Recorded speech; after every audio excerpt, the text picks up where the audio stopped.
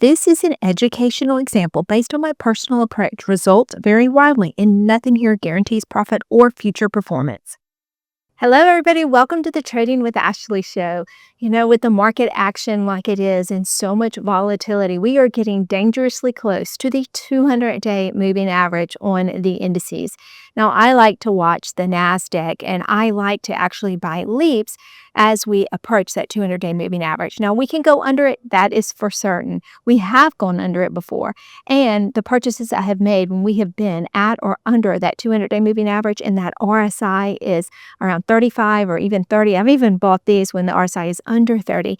They usually do really well in the longer term because I go out a couple of years when I'm doing LEAPS. But one pesky little problem that you have to deal with is when we get down to those levels, usually volatility has spiked. And as you know from trading options, that when volatility spikes, well, you are overpaying for that option if you're the buyer. Now, if you're the seller, it changes the equation. You're actually getting more for the option as a seller if you are selling options when the volatility is high. So I've combined those two market forces into one way to trade that has helped compensate me for the extra premium that I am paying when I buy a LEAPS when the volatility is high. So I'm going to take you into the computer. I have been working on this with my community today, and I shared some of my trades with them. And this is a way to get around overpaying for LEAPS call options. Now, if you're going to do this on individual tickers, it can be done. This can apply to much smaller tickers than the Qs. But when the indices are under this much pressure, I have more confidence on a rebound of the overall indices than I do individual tickers. It's just preference, but you can look at it in a variety of ways. But hopefully the knowledge you gain from this tutorial will help you if you want to apply it to individual tickers. All right, let's go jump into the computer so I can teach you what I am talking about. First, I thought it would be helpful if we go through how IV actually affects your LEAPS. Now, IV is elevated premium that you're paying because everybody is really nervous when IV is high. Then you're going to see more activity on the call chain and especially the put chain because that's insurance. And so right now we're seeing that IV is elevated. I'm going to take you through what it actually looks like on the chart.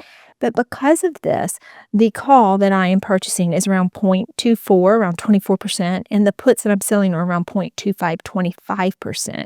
So they are elevated about 3 to 6 points from where they normally would be if the VIX was lower. Now, once the VIX falls down between 17 and 18, and really even lower, because I like to get out of these when the VIX is around 15 or lower, but just going back to 17 or 18, then the IV is going to come down to around 20 to 21 for that call, and for the puts to around 21 to 25. That's roughly about a 12 to 16% drop on the IV from the current levels. And so by the time I actually wiggle out of some of these trades, at least the sold put portion, IV would have been reduced almost 20% from the time that I actually sold it. So that is what's going to help you actually compensate you for going ahead and buying something with higher IV. You're selling something with higher IV as well. So I'm going to take you into the details. Let's go do that now. The first thing we're going to look at is where we are as far as the price life cycle of the indices, the Qs. So if you're looking at this with me, you can see right here that the 200-day moving average, it's in bright red. It's at 287. Now I'm going to zoom in just so that we can see it a little bit more clear. You see, we ended right at the bottom of the Bollinger Band, but if we stay under pressure in the coming days, there's a good chance we will hit this and either bounce, maybe a relief bounce, or we could turn around and go even further down, which that's okay the further out you are going for your LEAPS call options. I had done some back testing that showed if you purchase these when this RSI is right here, currently at 42, when it's at 35 and below, and you go out a couple of years, you usually do pretty well over the long run because the volatility doesn't stay high for long periods of time. But I never like to do all of my buys at once. I would prefer to wait to do some of my buying once it looks like we are heading back up and we have a positive MACD crossover on the weekly. That's my signal that it should be the coast is clear, at least for the immediate future. But if you're looking at this, I am thinking that in the coming days, days with continued pressure, we will get very close to this. Now, I went ahead and made a purchase today. IV is elevated. We're going to take a look at that. And if we go down even further, I will go ahead and add to my position. So let me show you IV so that you can get a better sense for what I'm referring to when I talk about elevated premiums due to high IV. Here is the volatility index, VIX, and you can see here that it's elevated today. We're currently at around 23.49. Now, typically, when all things are pretty tranquil in the market, you'll see this below 15. Sometimes it'll stay at around 12, and it's nice when that happens, but chaos is coming when that happens. It never lasts for too long. But you can see here, sometimes we have very big spikes. This was the tariff tantrum that happened in April. This is when I bought my initial leaps that I showed a lot of you on YouTube. And then you can see we've had volatility spikes throughout, the last year. But here's another one, and we're seeing it right here. Could we go higher? Well, absolutely. If we go higher, we're more than likely going lower, like I shared. But when you see these volatility spikes, they never last for long periods of time. So let's go look at some of the more recent ones. You can see here, I'm going to pull this down just a bit. You can see here, this was on 11/20 when we hit this spike right here. Well, when you see right here at 11/25, we were already starting to settle down. And then we traded down and sideways for a while. Then we had another spike up. This was on 121. And then it looks like really within the next day, we were starting to settle down again. Here we spiked up again on 2.5. And then it was a few days later here on 2.9 that we started settling down. And as you can see, we've had spikes along the way, and we are hitting, you see that's quite the tall wick right there. We hit 28 at one point today. And so we are looking for this to potentially settle down in the coming days. Now we're going to go actually look at the selections I made and how I selected the option that I bought and then the options that I sold. Once you get to the option chain, you want to select an expiration date. Now, when we get close to that 200-day moving average, I know that that is a longer-term gift if I am buying call options. So I like to go out as far out as possible. You can see right here that 1/21/2028 is not a bad choice for me. I wish they had more options for me right now, but it looks like I'd have to go from January all the way to June at this point. So I'm going to go ahead and just select this January one. This is the one that I'm interested in. And the strike price that I selected today was right here at about this 585 level.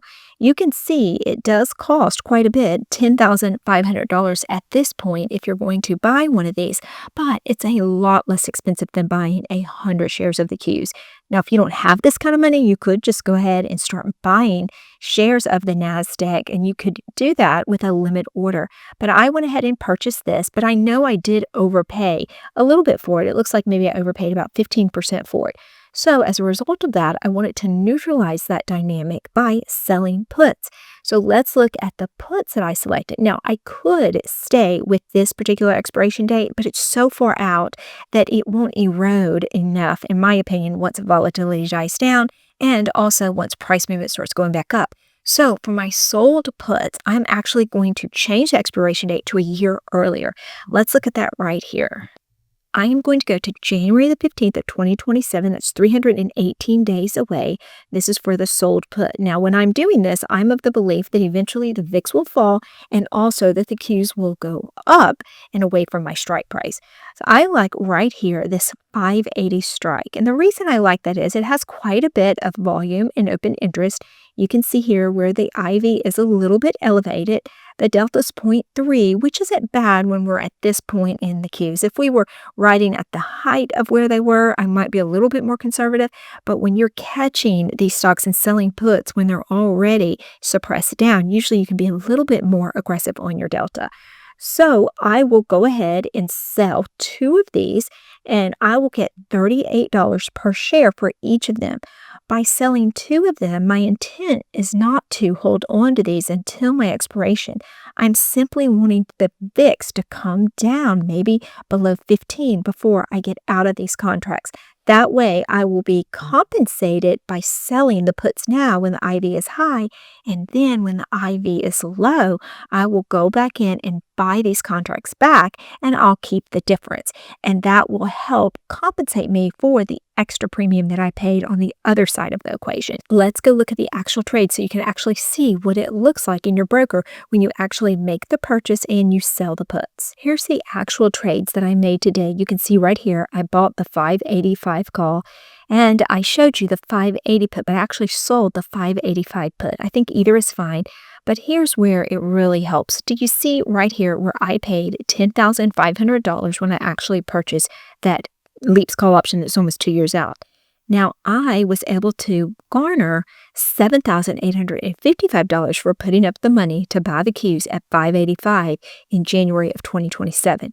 Now, keep in mind, I'm not going to stay in this trade for the duration of the trade. As soon as that VIX settles down, like I said, maybe anywhere between 12 and 15, then I will go ahead and buy these back. Now, when I buy these back, it's going to release the funds, and I won't be able to keep, obviously, all of the $7,855, but hopefully I'm able to keep enough where it helps give me a buffer for overpaying for this LEAPS call option due to that elevated IV. So this is the way that I'm doing it. Now, if you have cash to the side like I do, because I've been preparing for this, then you'll have the luxury to do something like this. But if you don't, you can just go ahead, and when that VIX settles down and it looks like we're having a positive MACD crossover, at that point, you could look at buying your call without the benefit of selling the puts. That may be a better way to do it. I hope you found that helpful and it's eye-opening and it helps you in your quest for LEAPS. Now, I know it does take more collateral to be able to do trades like this, because when you're selling puts, you're either using the cash available to you or some margin. If you're using margin, you need to be extra careful. I don't want any of you to get in a situation where you are in a margin call. Now, I wanted to direct you to my Instagram page. I would love for you to follow me on Instagram. I am about to start my next series of boot camps, and they're very intensive, and I won't be posting quite as many videos when I am starting boot camp, but I will have time to go ahead and keep you updated on Instagram. So make sure you follow me on Instagram, and I'll give you as much value as I can in those little 1-minute bites that I am allowed. All right, I hope you all have a wonderful day. Remember, if you're with me, Trading with Ashley, there is no trader left behind. If you want to see another video I did on LEAPS, I'm going to leave that for you right here.